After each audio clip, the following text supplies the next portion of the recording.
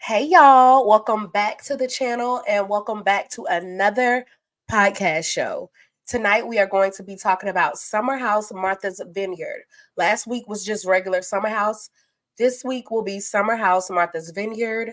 The reunion show has aired, so we're going to be going over that as well as the last episode of the season before the reunion aired. So we're going to be covering basically two episodes, but I'm going to try to make the last episode before the reunion very brief so that we can jump into the reunion. And we also have a bit of news concerning Summer House Martha's Vineyard that I'm also going to share, and we're going to talk about that a little bit. So let me know what y'all think of the overall season of Summer House Martha's Vineyard. You can rate it 1 through 10. I say rate it 1 through 10, 10 being the best. So we're going to get into those topics as far as the reunion looks, how everyone was dressed.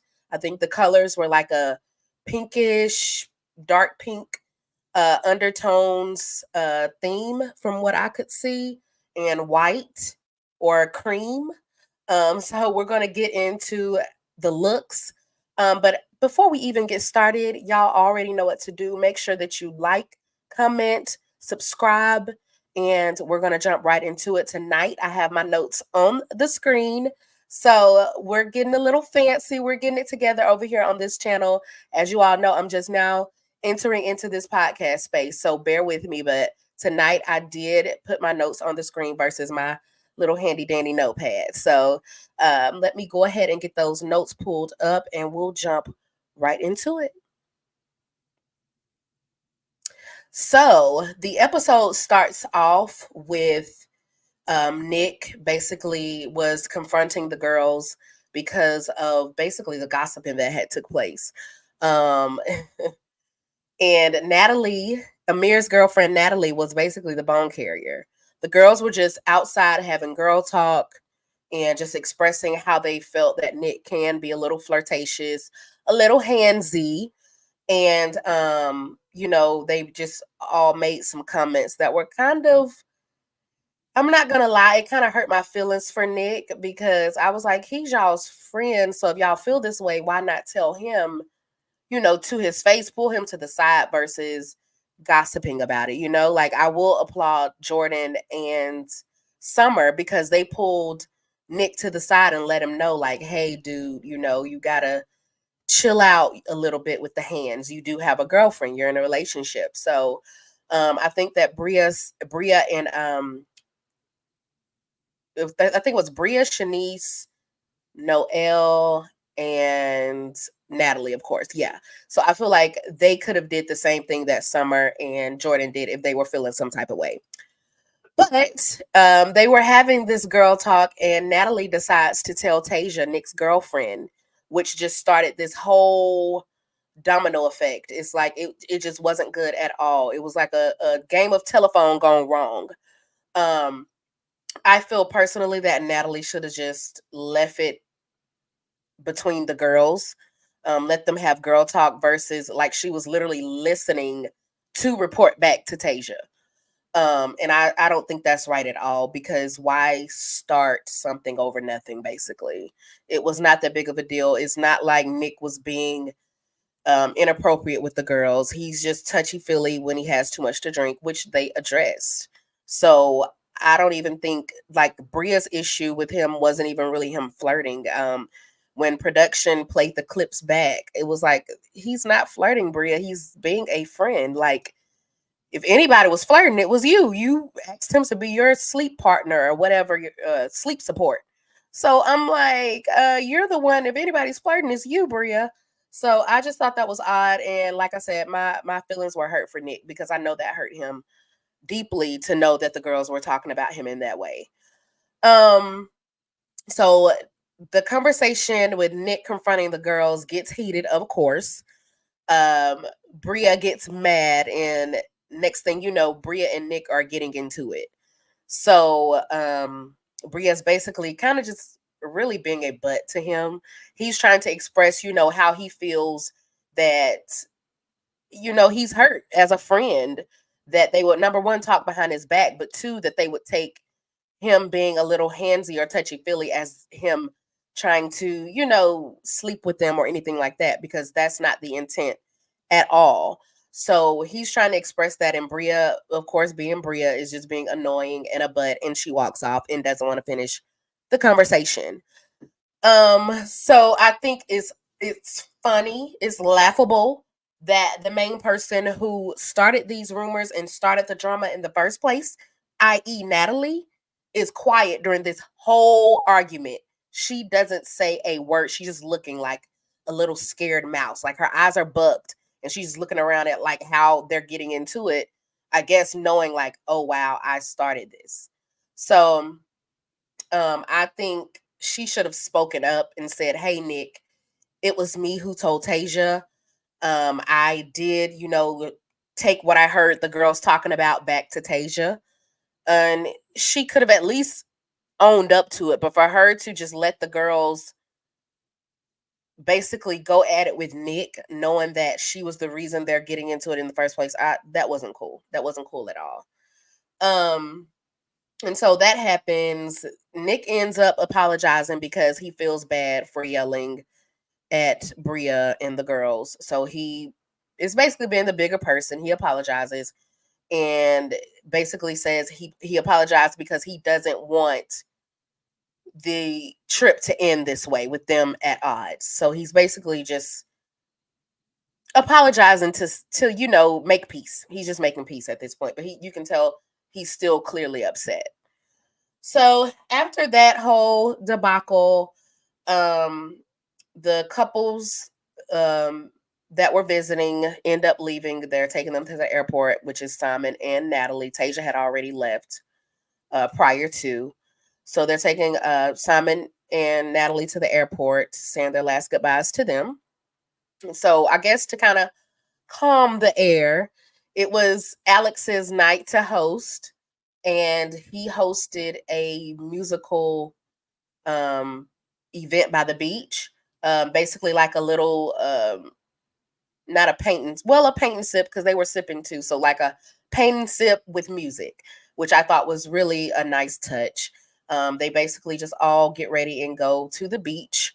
And as they arrive, they have like a live band set up. Some of Alex's bandmates or some of the people that he makes music with or works with in the studio. They're performing and singing, and of course, Alex is singing. Something he loves to do, child. Alex loves to sing. So he's singing while they're painting, and they're basically just painting whatever they feel.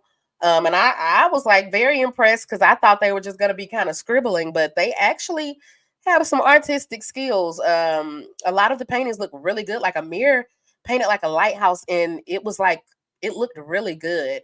And everyone else just kind of painted like different colors and stuff like that. But the way they blended the colors and stuff was really nice. So everybody presented their pictures and just said, you know, why they painted what they painted.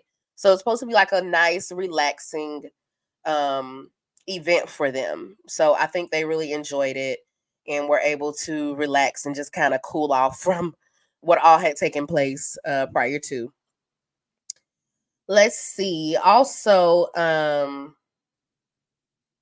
yeah, so that happens, and then they go back to the house. Summer is clearly dealing with some things. Not sure. I know she did mention like her grandmother being sick or having surgery or something like that. Basically, like her home life and just some other things. I think Summer is probably just kind of down because of the situation with her and Alex too. I hate to say it, but I think that's the bulk of it as well. Because I think she really kind of, even though she tries to play it off, I think she fell for Alex. I think she really liked Alex, and the way he carried on, like she really didn't mean anything to him. I think that affected her. Let's just be real. I think it affected her, and I think she's just trying to cover up how she's feeling with other things, like trying to say that it's her grandmother being sick, which it very well may be. You know, her grandmother's on her mind and things of that nature, but I think it's also Alex. So she basically pulls Preston and Jordan to the side in her room. They're having a conversation, and she basically just tells Preston and Jordan why she's been feeling the way she's feeling. She starts crying and, just trying to, I guess, express her emotions. And she also tells them that she's gonna leave the house early, which early was like 2 days earlier than everybody else left. But okay, girl, I'll let you have it. She says that she's gonna leave the house, early or whatever. And Preston, of course, is very supportive. He hugs her. Jordan, the camera kept panning to Jordan. She was like sitting on the floor, and she's just like emotionless. Like, I'm like, Jordan is like, I'm sorry, y'all. Jordan is a beautiful girl, don't get me wrong, but Jordan gives narc vibes. Like, I can't help but notice it. Like, it's like she doesn't take accountability. She only cares about her feelings, no one else's. She's nonchalant. Like, she really gives narcissistic vibes. I'm sorry, she does. So the whole time Jordan's like sitting there crying, pouring her heart out, Jordan is just sitting there like so nonchalant, just with a straight face. She doesn't hug her. She doesn't, I mean, she talks to her, but it's just in a very nonchalant way. Like, she's not offering any kind of like sympathy or support. So I'm like, if I was Summer, I wouldn't even be wasting my breath. Which I know Summer has, caused a lot of riffraff with her little tantrums and her drinking gone wrong. But anybody who's sitting there crying, girl, you can at least offer sympathy to them. So I just thought that was weird, for someone who's supposed to be your friend.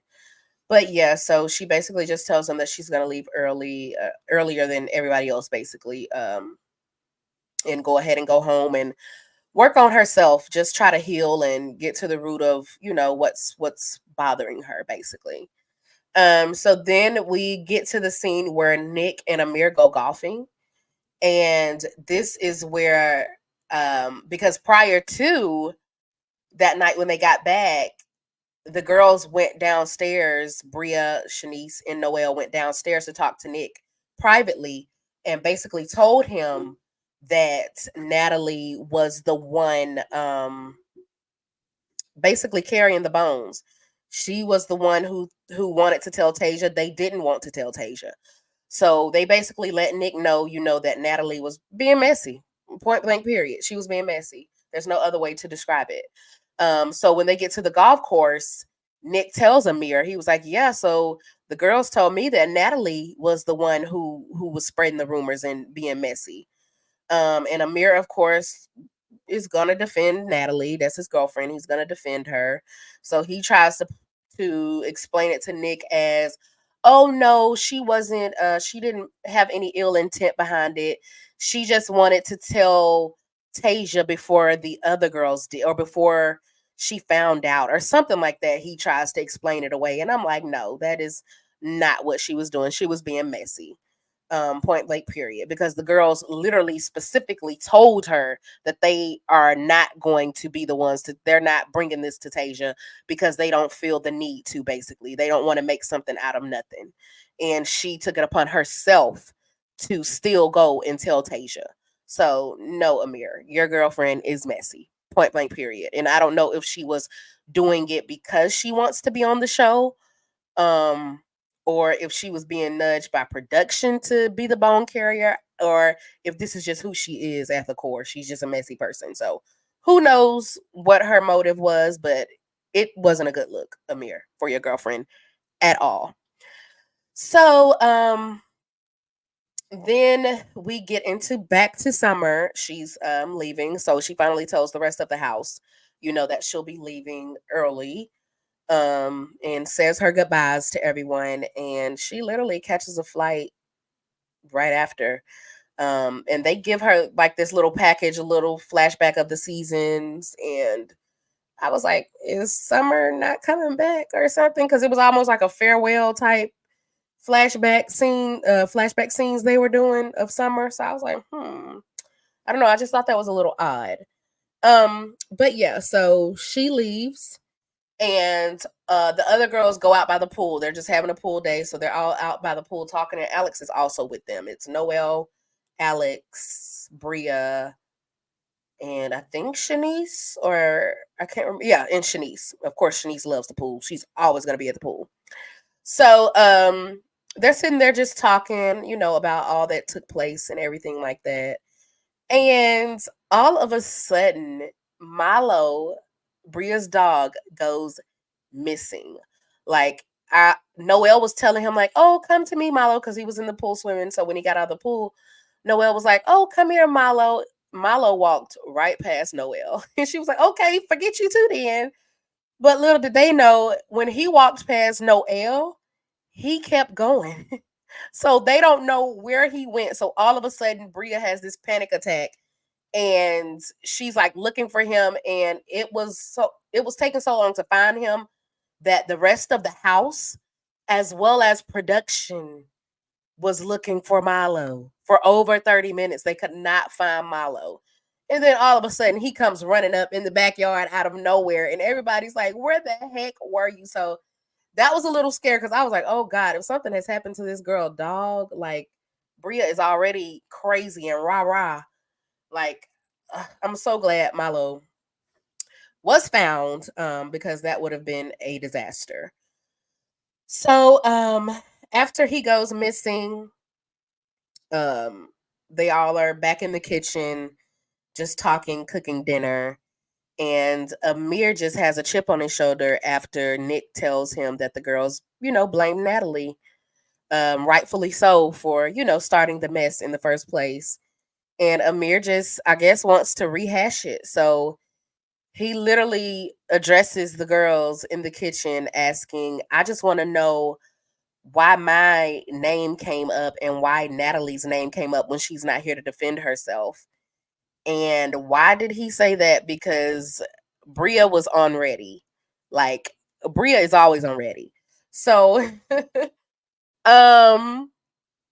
they get into it. Amir and Bria get into it because, of course, Bria immediately starts yelling, like, you need to check your broad. She literally called the girl a broad. I'm like, oh, Bria. So, of course, that pissed Amir off. And she was like, your girl is messy, period. She was like, your girl is messy. And I mean, she was telling the truth. She was just being honest with Amir, and he didn't want to hear it. So they get into it pretty bad, I would say. And the truth is, I could see it on both parts. The girls shouldn't have been gossiping about Nick. If this is someone y'all call a friend, you shouldn't have been gossiping about him in the first place. And in the second place, yes, Natalie shouldn't have been messy going back and telling Tasia and starting this whole thing. So both parties were wrong, basically. So then we get into the next scene of Shanice and the guys going biking. The girls did not go, it was just Shanice and the guys. And they end up stopping at the lake, just, I guess, to talk. And the guys are basically, well, Amir mainly is just saying how Bria is so difficult to communicate with. And everybody feels the same way. Of course, it's Bria. And they're basically just trying to give Amir advice on how to handle Bria moving forward. Basically, let her argue by herself is basically what they all said. Even Shanice was like, just let her be. Like, it'll be fine. So they, talk about that. And then the girls are back at the house having girl talk. It's Bria, Jordan, and all the rest of the girls, except Summer, because by this point, Summer has already left. And some kind of way they were on the topic of soulmates. And so I think it was Jordan or Jasmine who asked Bria if Simon is her soulmate, and she immediately says no. She doesn't even let whoever asked it, she doesn't even let them get it out their mouth good before she said no. And I'm like, dang, like, he is gonna see this. But it's like, she was being honest. She said that Simon is not her soulmate. She feels that Simon is her person, but her soulmate is in Tribeca. And I'm like, oh my God, that makes it worse, Bria. Like, you don't have to say who your soulmate is. Like, that's just adding insult to injury. But okay, girl, I at this point, it made me think, like, Bria, why are you with Simon? They say that he's a multimillionaire. I don't know about that, but they say that he is. They say he's a multimillionaire. So I'm like, okay, so you're basically just kind of saying that you're with him for the benefit. Not saying that she doesn't love Simon. She probably does, but if he's not your soulmate and you have all these problems with him, you're so embarrassed by him. You feel that he doesn't protect you as a Black woman. Why are you with him? So it would leave one to think that you are with him because he's a so-called multimillionaire, but that's not my business. Anyways, so the girls are kind of just gasping at this point when she says that, Simon is not her soulmate. And let's see. So shortly after that, everyone who went biking, they get back to the house, and Jasmine is already dressed because she's hosting. It's her night to host, and she's gonna host a dinner on the beach, which I think is really nice. So she's already dressed, and then her and Preston leave earlier than everyone else so that they can go to the beach and set up or help the crew that's already there set up. So they get to the beach and it's really nice. They have a nice dinner table laid out on the beach, as well as like drinks and chef. They have a chef there who prepared the food. The food looked really good and fresh. So I thought that was really nice. And they end up playing this game where they impersonate one another, and they have to guess who the person is, impersonating. I thought it was hilarious. I think everyone were spot on with their impersonations. So I thought that was like a nice little way to kind of once again clear the air and just have a nice relaxing night, without all the tension. So I thought that was a nice touch. And then we go around the table, and Nick is like apologizing once again, for raising his voice and his behavior, which I don't think nothing was wrong with him getting upset because they were gossiping about him. So, excuse me. I don't feel like he should have apologized, but Nick is a class act, so he apologized. And then Bria, her and Amir apologized to each other. And all of a sudden, Jordan is like, well, I'm not apologizing because I don't feel like I did anything wrong or da da da da. And I'm like, Jordan, first of all, who asked you? Second of all, it just proved my point of her having narc vibes. She doesn't take accountability for anything. She doesn't see her wrong in anything. It's just weird. But I'm like, okay, that was a weird little outburst. But yes, so we get back to the house and everyone is packing, reflecting on their time in the house. And Jasmine is in the confessional just saying, how, it was another good vacation time somewhat at the Vineyard, and how, this time around she wished, she had more support from the house due to Silas being away serving his country. So he's not there with her. So she was expecting more from the group, and she feels that she didn't really get it.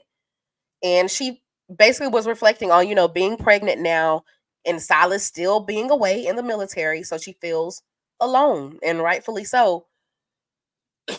Excuse me.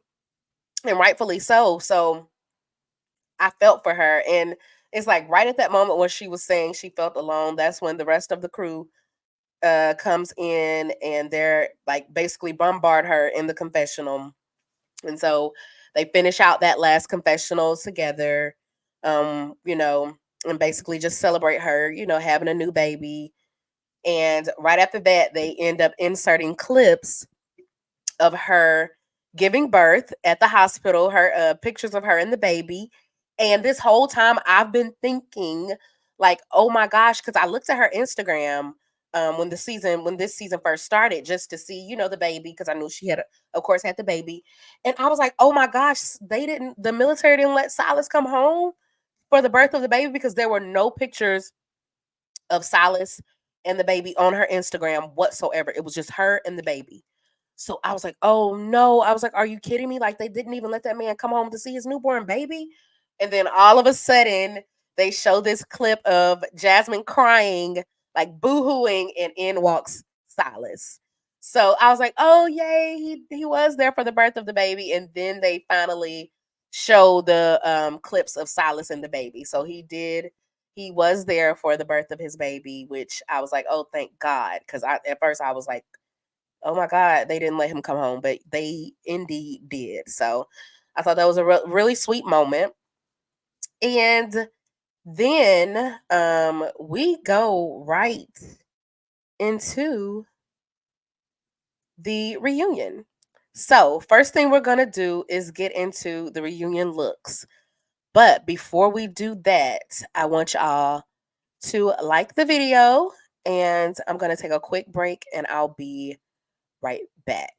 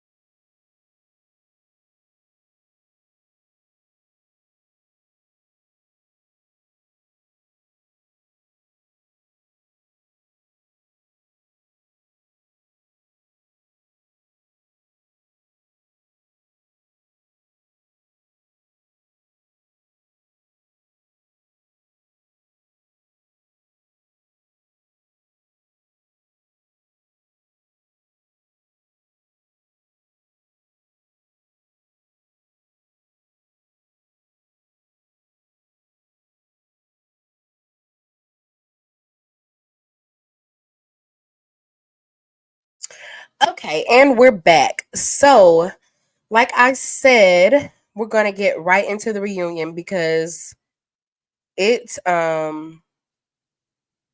yeah, it was interesting to say the least. Okay. Let me move this.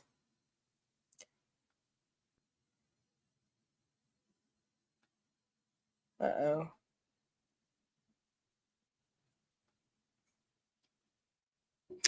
Okay, so first of all,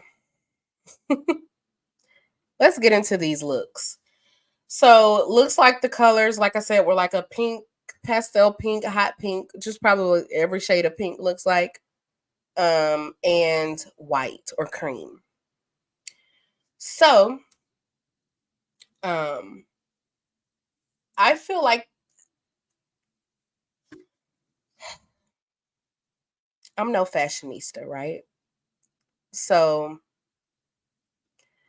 I don't like to judge too harshly because I'm not the best dressed myself. However,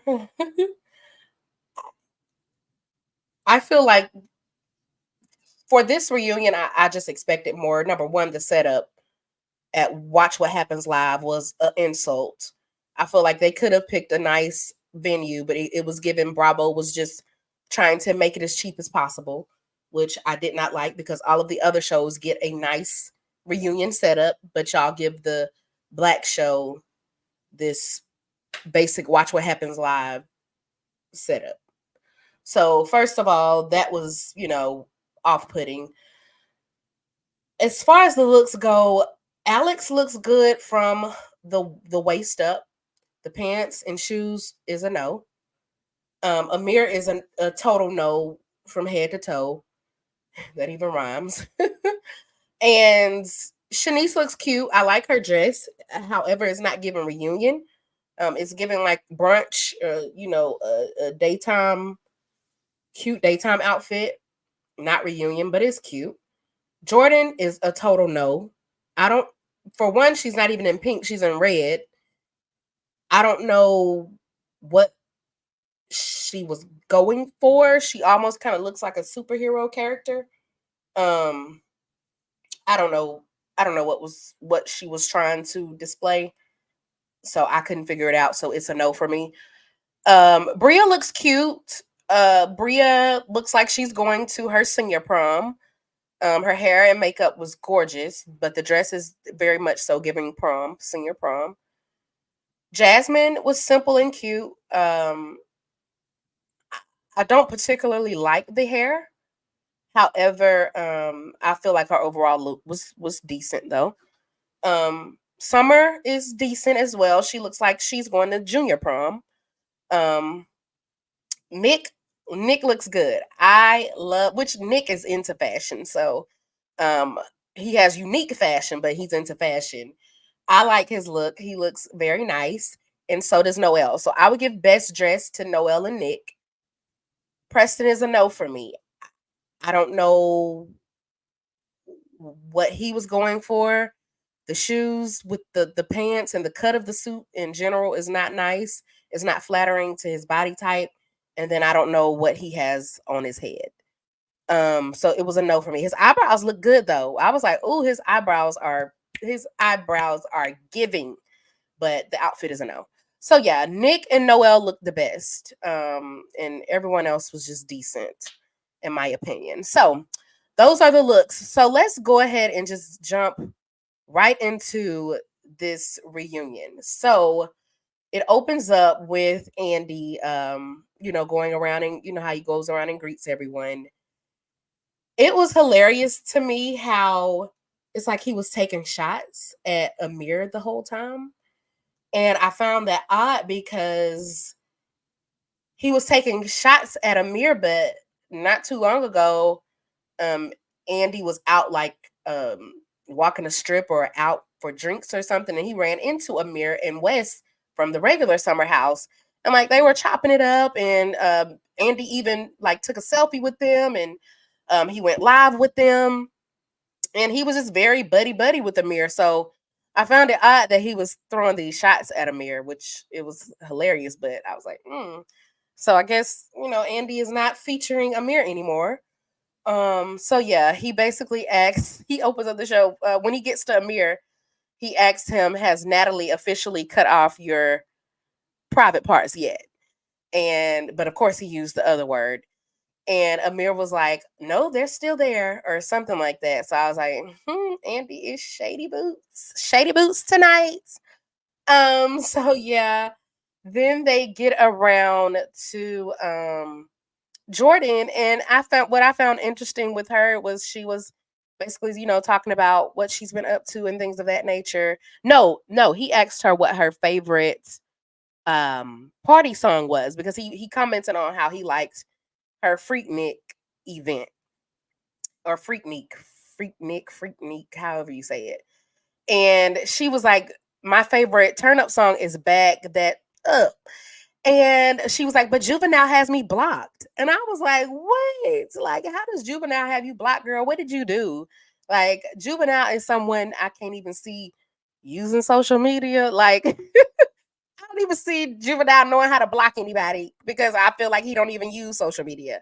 So I don't know if like one of his people, one of his managers or something has Jordan blocked, but I thought that was hilarious. Anyways, and I've met Juvenile before, actually twice. So, but yeah. And then we get into the love triangle. And I'm like, oh my God, I had a feeling that was the first thing we were going to get into. So we get into the love triangle between Noelle, Alex, and Summer.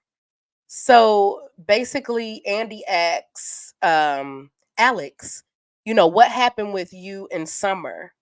Or why didn't it work out with you in Summer? I forgot exactly how he framed the question. And Alex just says that he let Noelle know that this wasn't something he wanted, or this wasn't working for him, or he didn't want anything serious or something like that, which I do remember him saying that from the get-go.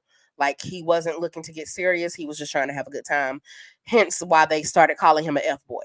So, but I feel like he was upfront with his intentions, so you can't necessarily call him that. F-boy is somebody who leads you on and act like they want something with you when they don't. That's an F-boy. Alex was upfront with his intentions from the jump. So, but Summer debates it and says, no, you did not sit me down and tell me, let's call it off or let's break it off. It just kind of fizzled out. And Alex was like, no, no. So they go back and forth about that. And he cuts her off and was like, he asked the question to me, Autumn. So back out, back down, or back off, or something like that. Fall back. That's what he said. So fall back, Autumn. And I'm like, oh, not him trying to be shady because her name is Summer and he called her Autumn and told her to fall back. I'm like, oh, okay, come on now. You gonna write a song with that in it, right? Because that was kind of clever. But yeah, so they go back and forth about that. I feel like it could go both ways. I feel like possibly it did fizzle out, like Summer said, but I feel like he did have that conversation with her. So when it did fizzle out, she should have known what it was, basically. So it could go one or it could be they could both be telling the truth, basically, is what I'm saying. So then we get into Andy asking, Noelle how she felt about Summer not telling her, or being honest with her about her and Alex's relationship or situation. I'm going to call it a situationship. And Summer quickly jumps in and says that um I told her about sleeping with him or something like that. She says, I can't remember how she said it. Noelle immediately like starts going off and was like, girl, we not gonna do that. What we not gonna do is sit up here and lie and play, play in each other's faces. You did not tell me up front, that you and Alex were intimate. You kind of played it off like y'all were just friends and it was nothing serious. You did not tell me straight away that you and he slept together. So they go back and forth about that. Either way, whether Summer played it down or didn't outright tell you that they slept together, you knew that they had dealings. You knew that there was something there. So I feel like you entered at your own risk, whether they had slept together or not. You still went hard and was at Alex, like regardless of him having something with your friend.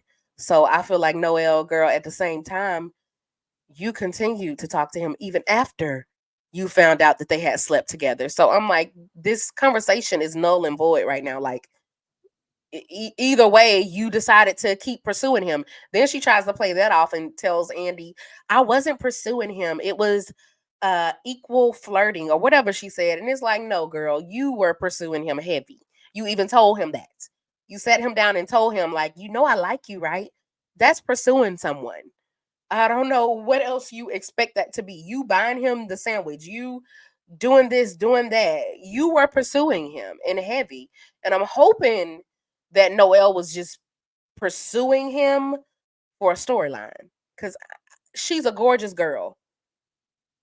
I don't know why she would be chasing a man or pursuing a man, and especially Alex, because they hype him up on this show, but you can tell in regular life, Alex is not that guy. I'm sorry, like he's the reserved guy, sweet, easygoing, but he's not the guy that just the girls just flock to like that. I'm sorry, and I could be wrong. Maybe he got the juice and I don't know it, but no, Alex is not that guy. So I feel like hopefully Noelle was just pursuing Alex and going all after him for a storyline. I hope, because girl, if you were really being thirsty like that, that's not cute, and you're a pretty girl. But anyways, so it's sad to see that Summer and Noelle are basically no longer friends. Like they say they're cordial, but they are not friends anymore. And I'm like, dang. So that part makes me think that Noelle really was pursuing Alex and not just doing it for a storyline. Cause I'm like, why else would y'all not be friends? Which I do remember, the whole situation that went down with Summer pushing Noelle, but that's still not enough to no longer be friends. So yeah, I think it's more to it. I really can't put my finger on why the two are no longer cool, but only time will tell. So then we get into Amir once again trying to stand up for his girlfriend, which I understand. And he's trying to justify Natalie's insecurities when it comes to the other women in the house. Basically, saying that she just wants to make sure that he's on his best behavior. But in reality, if she was really a secure woman, like more of a Tasia, because I feel like Tasia was secure because she wasn't constantly nagging Nick about the women in the house touching him or anything like that. So while he tries to, justify why she is the way she is, I think Natalie is just one of those controlling women. I really do. And I feel like she found the perfect lapdog, which is Amir. I hate to say it like that, but that's just what I get from her. And even so much so to the next thing they get into is Natalie saying that she makes what Amir makes in a year in a month. And it's like, Andy was like, don't you feel that that's emasculating, her saying that to the group? And Amir tries to once again explain that away. Saying that, oh, she didn't mean it like that, and da da da da. Yes, she did mean it like that. I just think Amir tries to see. I don't even want to say see. I think Amir blocks out those parts of Natalie because he's so smitten by her. I honestly think that Amir is definitely more into Natalie than Natalie is into Amir. And I'm sorry, I hate to say that, but it's just the truth. And everyone can see it because Andy also asked the group what do they think of Amir and Natalie's relationship and if they feel that Natalie is right for Amir. And everyone basically says no. They say that y'all are cute together, but she's not a right fit for you. And of course, Amir doesn't want to hear that. And he also mentions, how they are still good, regardless of what people think about their relationship, rightfully so, and that they're in the process of closing on a house together. And the group is like, what? Like everybody, including Andy, is like, oh, really? And how long have y'all been together? And Amir has to think about it. He's like, a year and 5 or 6 months. And so Andy was like, oh wow, that's pretty quick. So you must be getting married or proposed soon. And Amir's like, yeah, it's in the work, we're working on it. And Andy's like, we're working on it. And he was like, well, I'm working on it. And so Andy was like, so when did she instruct you to propose? And I'm telling y'all, Andy was throwing all the shots at Amir. Okay, this reunion show, he was throwing all the shots at Amir. He was like, "When did she instruct you to propose?" So, good luck to Amir. Hopefully, we're wrong about Natalie. Hopefully, because Amir is like really a stand-up guy. I feel like he's really a good guy. He's a loyal guy. I feel like he wants a family. I feel like he would do right by his wife. I feel like he'd be a great husband. But I feel like Natalie is getting what she can get out of Amir at this point. I feel like she sees the opportunity in him. He's on national television. Um, he does whatever she says. So I feel like she's just riding that train until she can't ride anymore. And she's gonna go on to someone more prestigious than Amir. I hate to say it like that, but that's just the vibe I get from her, and I hope I'm wrong. Anyways, moving on. We get into summer. So they end up playing back all of the clips where Summer is basically acting a fool. I can't think of any other way to describe it. They basically play back all the clips where she is acting a fool. She's drunk. She's fighting. She's arguing. She's crying. And as she's watching it play back with the rest of the group, you can tell she's clearly embarrassed. She even kind of covers her face at one point. And as soon as they finish playing the clip, Andy asks her, how was it watching that? And she starts crying. They have to look for her some tissue. She starts crying. And she basically explains, that she's been dealing with a lot. She hurt people, and she hate that she did that she was hurting others because of how she was feeling. She's seeking the help that she needs.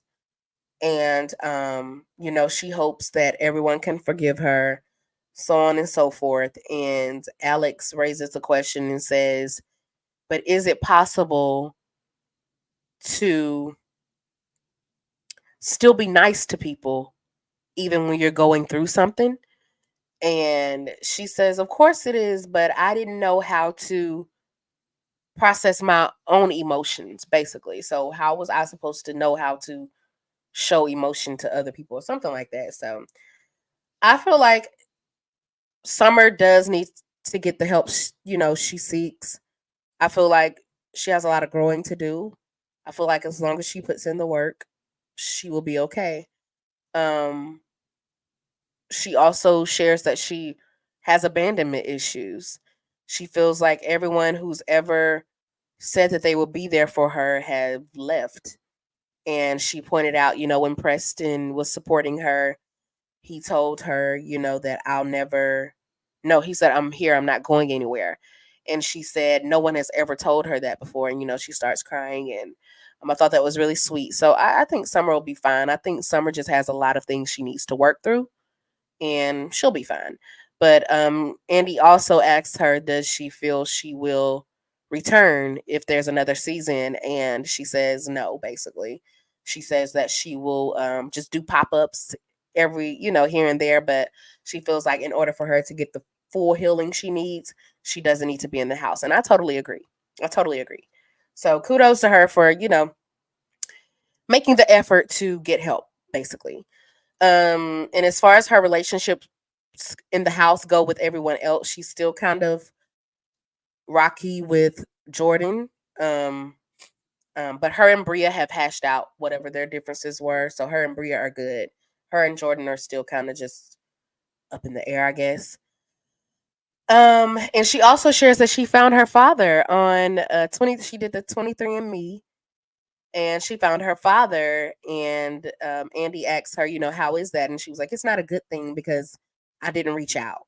I found him so that I'll just know who he is, but I didn't reach out, so there's really nothing to be excited about there. So I thought that was pretty. Oh, that's kind of sad, for her. But yeah, I think she needs to work through that as well in counseling. She needs to, work through all of that, and she'll be fine.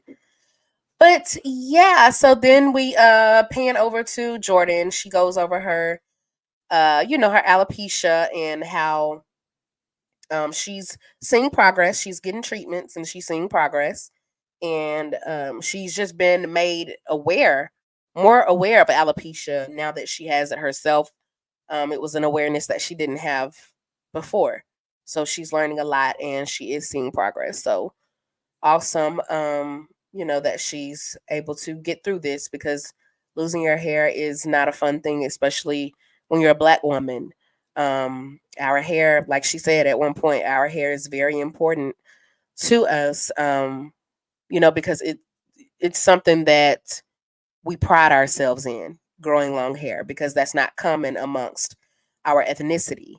So, yeah, kudos to her for, just educating herself and actually, progressing with this alopecia condition. So we get into Preston, and he basically shares that the situation with his father passing has not gotten any better. It's actually gotten worse because the debt collectors are coming to he and his sister for whatever unpaid debts his father had before he died. So he's trying to get a lawyer and all that and work through that. So I'm sure that's not fun. And then Andy gets into he and Bria, how they're always fighting and shading one another. And I'll just say this. I think that Bria and Preston have a love. They do have a love for each other, because they were even joking saying that Bria and Preston always say, I love you after an argument or even during an argument. And Noel was like, that's code for F you, because y'all say it whenever you're arguing or something like that. And Preston was like, no, I truly do love Bria. She's like a sibling to me. And that could very well be true, but I feel like Bria and Preston want to be friends, but they're just not compatible. And that's all it is to it. Just like you have to be compatible in a relationship, an intimate relationship, you also have to be compatible in friendships. And I just feel like they butt heads so much because they're not compatible. And I feel like they feel obligated to be friends because they're in this house together. But you can be friends without trying to be besties. And I feel like they try to be besties when they're not compatible. So it's like a love hate relationship between them. So, anyways, I wish them the best as far as that. Then Andy, of course, gets into Bria and Simon and how Simon put on the flamingo suit and embarrassed her. And he asks, why was she so embarrassed by him doing that? And she explains, this was a black tie event put on by Nick, and it was to honor his line brother. And it was basically like a bunch of people there from historically black colleges. And she felt like he just ruined the moment. I don't think him putting on the flamingo suit was that big of a deal simply because it was a party. People are dancing. Shoot, Noelle was twerking on the fireplace. So people are like dancing, having a good time. Um, so I didn't really see it as that big of a deal, but obviously Bria did. And she was embarrassed. She was immediately embarrassed, and to me made the situation bigger than what it had to be. But that's Bria.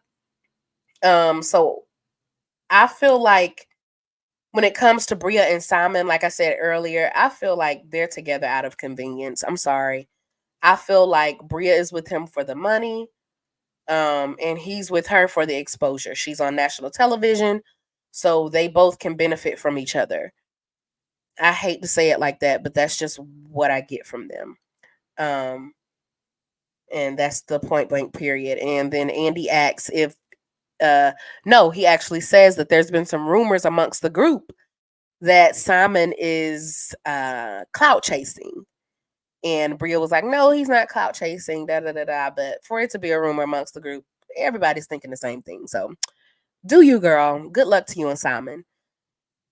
Um,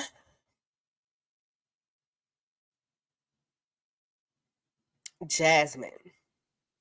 First of all, Jasmine having this baby has took her filter away, okay? Because when I say Jasmine was clocking and getting everybody together at this reunion show, I mean everybody. At one point, she even said, because I do remember when Jordan made the comment in her confessional about, oh yes, I'm so excited for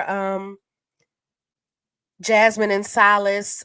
This is both of their, first child, first baby. Well, I think it's Silas's first baby. Basically throwing shade, trying to say that she doesn't know whether or not this is Silas's first child. Jasmine, of course, saw that.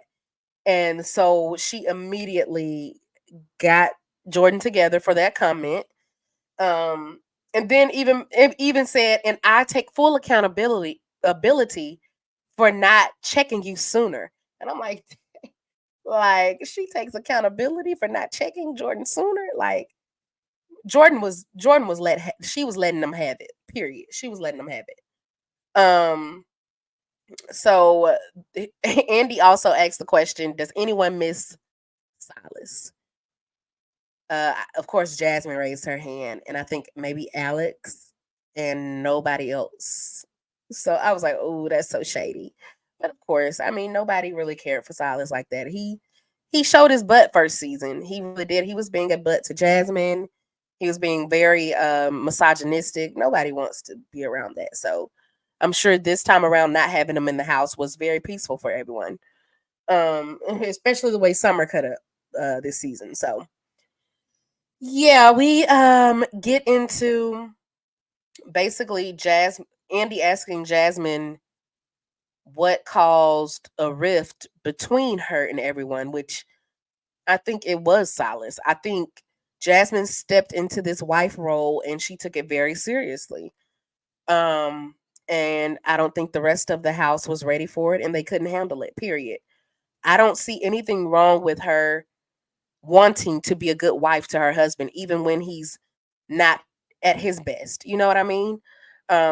She took her vows seriously, and I think the house wanted her to be more of a, a turn up girl and, a party girl, but she literally took on a new identity as being a wife. And I feel like if they were also married, they would have understood it a little better. But because they're all single, I don't think they liked it very much. And so I really think that's what caused a rift between her and everyone else. They just were no longer on the same page. Point blank, period. Excuse me. So I think that's what caused the rift between everybody. Of course, Jasmine answers and says that she doesn't know. You know, as far as them even taking the Jamaica trip without her, she doesn't know how that happened or why that happened. And everyone chimes in and says, "Oh, Shanice was the one that suggested." Well, no, Shanice was the first one to say that she didn't want you to come. And I was like, "Oh, Shanice!" Like I didn't. I'm so used to Shanice being this turn up party girl that I didn't know she could be like that, basically. So, yeah, Shanice was the first to say that she didn't want Jasmine on the Jamaica trip. So I thought that was interesting. And then we get into Preston and Jasmine is basically just saying to Preston, like, I thought you would have had my back more considering you were in my wedding. I am the one who introduced you to these girls, but it's like you end up turning on me with the girls when we had our own separate relationship. You and my husband were close. We were close. You were in my wedding. And Preston immediately gets defensive and says, just because, you introduced me to the girls doesn't mean I have to be loyal to only you or something like that, he says. But you can tell deep down he knows he was wrong for doing Jasmine that way. And but Jasmine was taking it. When I tell you she was taking it, she had a comeback for everything that everyone had to say, basically. So she got everyone together. And yeah, it just is what it is at this point. I hate that it's like that, but it is what it is. You outgrow people, and that's just all it is to it. And I think that's exactly what happened. So then we get into the whole Nick being handsy situation. And there's a playback of the girls gossiping about him with Natalie sitting there, which I said was a bad idea. But just watching it was so cringy because it's like the girls are sitting there and Nick is sitting there watching it, and it's like, oh, they were gossiping really bad about him. Like I think at one point Bria even said, "I know if I let him, he would sleep with me, basically." And I'm like, dang, like, oh, when they had to all watch her saying that, it was so cringy. But anyways, Andy asked him, how he feels about the girls, talking about him behind his back. And then he asked if he and Tasia are good, if they're doing good. And Nick answers that, unfortunately, we're no longer together. And he then asks, do you think Tasia was embarrassed? And Nick says yes. He, of course, but it was other factors as well as to why they went their separate ways. But he definitely think he embarrassed her on this show. So I was like, that's unfortunate, but who knows? They'll probably get back together. I think they just both have a lot of things to figure out at this point. So it's probably best that they take a break, especially if Nick is not ready to fully commit and ready for marriage. I think it is best that they go ahead and, go their separate ways because Tasia is clearly ready for marriage, ready for the next step. So yeah, then we get into Amir and Nick. And after this whole situation with Natalie being the bone carrier and starting all the mess, and now he and Tasia are broken up, I can understand why he and Amir are no longer friends. Your girlfriend basically had a hand in ruining my relationship. So, and I'm sure Natalie feels horrible now. I'm sure she feels terrible because you starting all that mess and doing all that now look what happened. Is that what you want? You wanted them to break up or what? So, not blaming it all on her, of course, everybody plays a part. Nick, whatever. They had other issues going on, I'm sure. but Natalie was very instrumental, I'm sure, in the demise of their relationship by doing all this on national television, starting all this mess basically on national television. So he and Nick are no longer good. I just think it would be best if Amir doesn't come back if they do have another season. I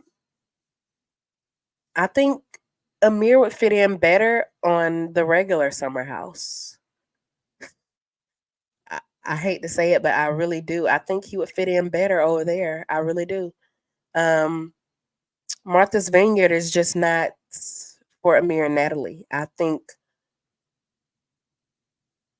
they would do better on regular Summer House, but I don't know.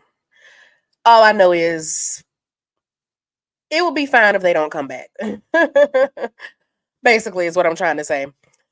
And then we get into Amir saying that, you know, Natalie wants a chance to basically kind of tell her side of the story and I guess apologize for whatever part she played in the demise of their relationship and just this whole thing getting out of hand. And everyone is like over it, like we don't need any kind of explanation from her at this point. She's done enough. She's done enough. Her services are not needed. And yeah, so then this part is very interesting. So we get into Summer and Shanice. And they basically go back to the beginning of the season where not Shanice. Summer says that Shanice is the worst dresser in the house or something like that. And of course, it's this big thing because Shanice is like, oh, I just got laid off from my job, so I can't afford clothes. And you're talking about how I dress, da da da da. It was like, girl, I could see how it was hurtful because Summer shouldn't have said it. But at the same time, you being unemployed has nothing to do with your fashions because you have clothes. So let's get real. If you can't dress, you just can't dress. That's just all it is to it. Whatever.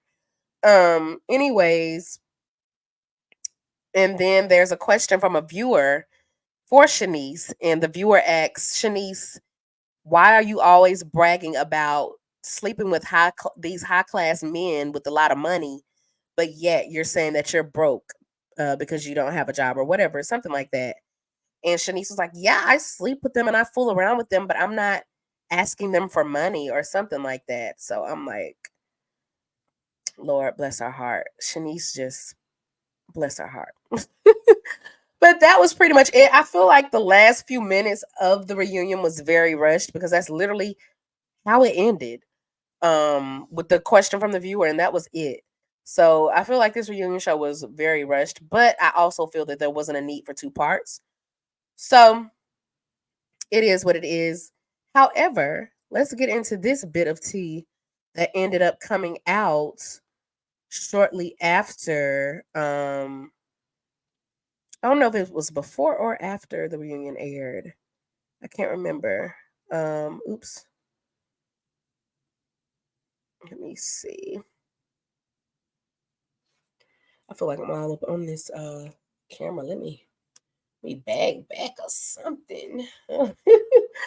Okay, so let's get into this bit of tea that I ended up finding. Not finding, hearing about. Well, yeah, I think I did find it because I think it was on my Google search. So as you can see here, it says that Bravo hits pause on Summer House, Martha's Vineyard, after 2 seasons.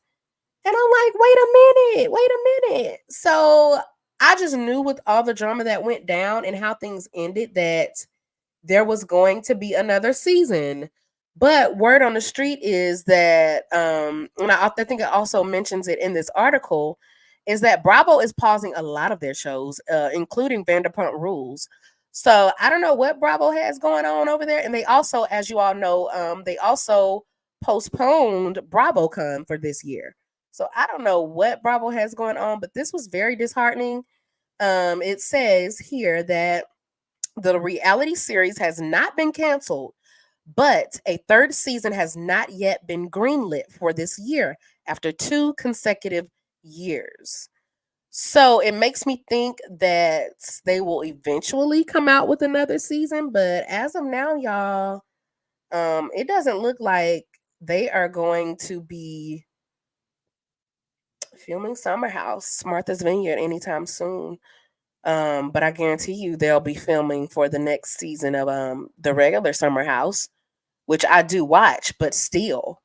Because that the regular Summer House has what they're going into their 9th season. Martha's Vineyard, this is just their 2nd season.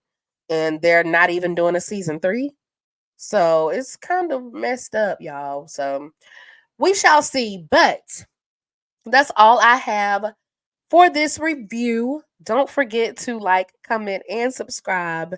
I thank y'all so much for watching, and I will see you in the next video. Bye.